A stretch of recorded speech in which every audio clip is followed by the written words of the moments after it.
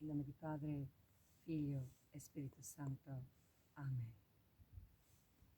Blessed morning on this beautiful day that God has given us as a gift on the Hill of Apparitions to pray for all of you, the beloved daughters and sons of Our Lady, beloved apostles of love who have in your heart, in your spirit, been here throughout the time, asking and imploring the Mother for help. How beautiful it is that we are able to be here in your name, united in prayer more than ever. And this time is a time that God has given us as a great gift of families being together, neighbors helping each other. In Medjugorje, everything is still. Like in the winter time before the first buds come forth, we already see springtime in every tree. The flowers are beginning to blossom. The trees are beginning to give the first shoots and signs of life. And there is hope. We have found it so important to send this message to you who are in our hearts, that you know that Medjugorje prays for you, that Medjugorje is here for you, that Our Lady, Queen of Peace, will never leave us, that Medjugorje is not a place, but a movement in our hearts, that the Queen of Peace is our Mother, the Mother of all. And that is why it's so important to see the hope in this situation. Because when we look at the scenes of what is happening, we can do nothing but cry, especially for those who die alone, especially for those who don't have even a funeral service, where the loved ones are not able to come to say goodbye to their beloved grandma, mom, dad, uncle, grandfather. But there is only hope. For 39 years, the Mother of God has been teaching us. She's been coming from heaven, and she has not abandoned us.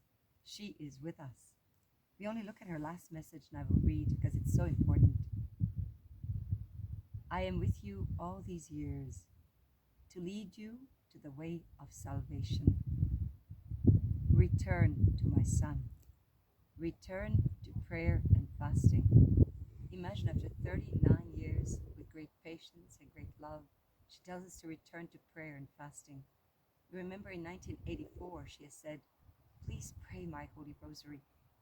And to make it clear what she meant, she told us one rosary is the joyful, sorrowful, and glorious mysteries, at least every day. Now we have time.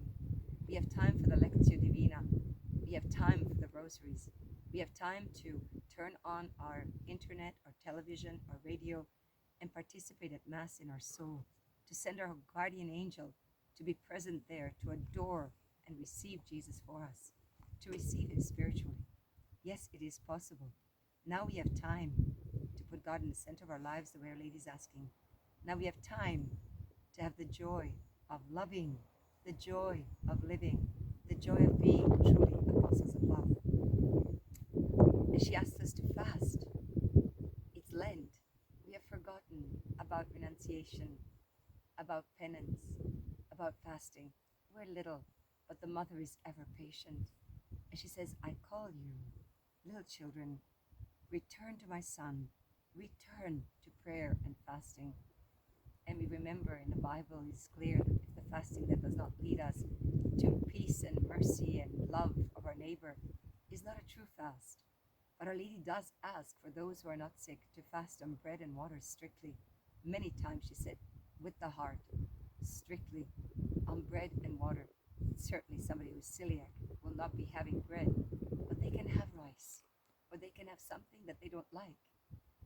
But it's important to also put into effect what Mother has been teaching us.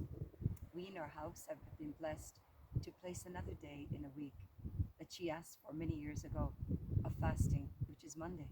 So now for all of you, just so you know, the fast that is given here is Mondays, Wednesdays, and Fridays for you. For your grace to be given from heaven to your hearts, poured, filled over, running over into all of humanity. And the fasting that we do so simple. We prepare a table beautiful as we always do. We have bread,